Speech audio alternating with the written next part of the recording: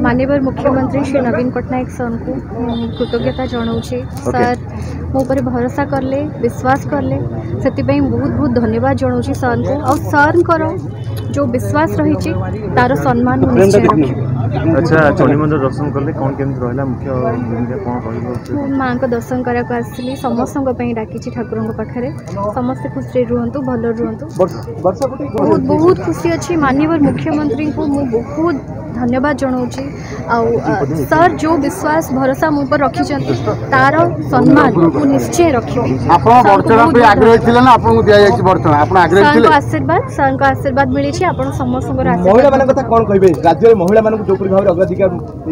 Mission शक्ति रे 60 लाख 70 लाख महिला जो स्वावलंबी हो पारी, जहाँ स्वप्न देखी स्वप्न पूरण होता गोटे बड़ उदाहरण महिला सशक्तिकरण।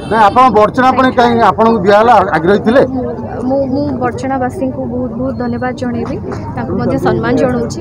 माँ मौसी गुरुजन समस्त नमस्कार। Thank you so much.